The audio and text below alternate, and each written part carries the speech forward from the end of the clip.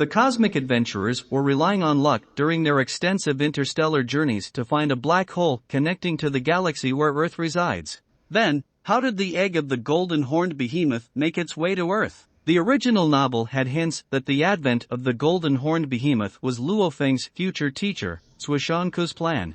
But why did he do this? To understand, we need to delve into his background. In fact, Zhuoshanku was once the God King of Jin. He was severely wounded in a confrontation with his enemies.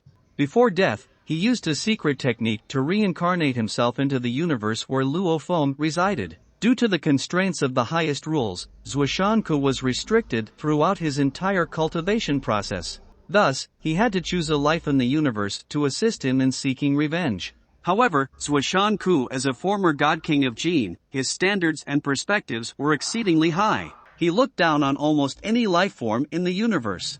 Therefore, he decided to personally guide the birth of life. He initially guided the birth of the clan of Yenshin.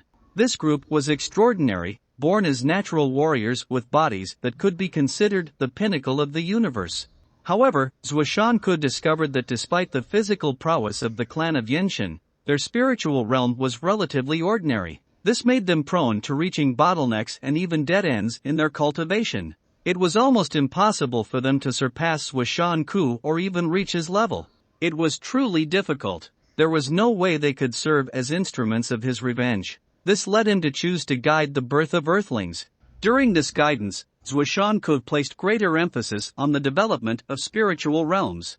This decision was rational because, despite the existence of secret techniques for spiritual cultivation, they were always subject to certain limitations. No matter how long one practiced, it was difficult to surpass the naturally high spiritual realms.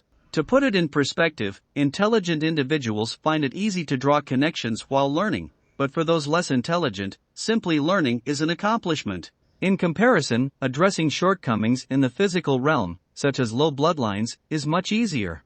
The most common and effective method is body snatching. So why did Zhuoshanku choose the Golden Horned Behemoth? The reasons aren't difficult to guess. The Golden Horned Behemoth possessed noble bloodlines and innate secret techniques that could give birth to avatars.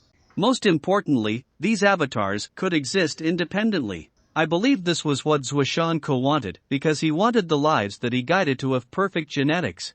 To be frank, in the entire universe, there were no life forms with perfect genetics. Thus, Zhuoshanku created the secret technique of the 9 tribulation scriptures, hoping it would enable cultivators to continuously improve their genetics, ultimately reaching the realm of perfect genetics.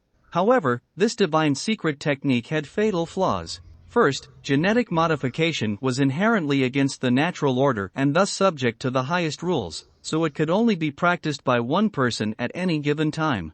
Second, the cultivation process was highly perilous, and even the tiniest error could lead to the collapse of the soul and body, turning to ash and dying on the spot.